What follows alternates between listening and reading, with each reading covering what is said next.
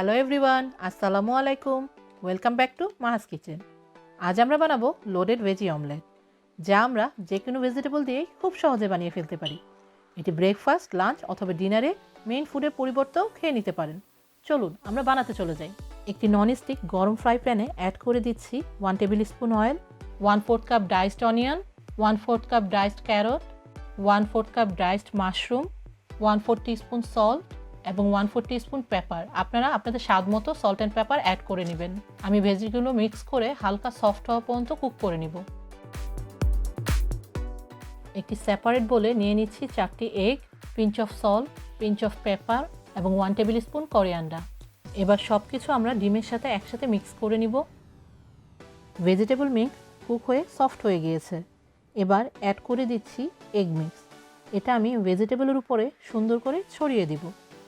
এবার লিড দিয়ে low to medium হিটে 2 মিনিটের জন্য কুক করে নিব। 2 মিনিট পর ফেরত আসলাম। আমার অমলেটটা কুক হয়ে গিয়েছে। এবার আমি প্যানের সাইড থেকে অমলেটটা হালকা করে লুজ করে নিব। অমলেটটার অপর সাইডেও আরও 1 মিনিটের মতো কুক করে নিব।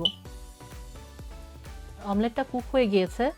এবার হাফ অমলেটের উপরে আমি অ্যাড করে দিচ্ছি 1/4 cup lettuce, 1/4 cup dice tomato. এবার আমি এগটা হাফ করে ফোল্ড করে নিচ্ছি। আমার অমলেটটি কুক হয়ে গিয়েছে। দেখুন আমি কিভাবে প্যান থেকে প্লেটে আস্তে আস্তে করে নামিয়ে নিচ্ছি, নতুবা এটা ভেঙে যাওয়ার সম্ভাবনা রয়েছে। আমি আমার লোডেড ভেজি অমলেটটি কিছু টমেটো, লেটুস এবং কোরিয়ান্ডার ডেকোরেশন করে পরিবেশন করে দিলাম এবং কিছু ইয়োগার্ট সসও অ্যাড করে দিচ্ছি।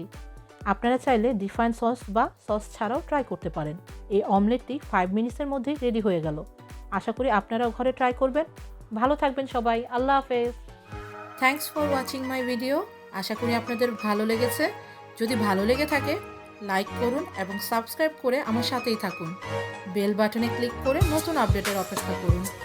থ্যাংক ইউ সবাইকে।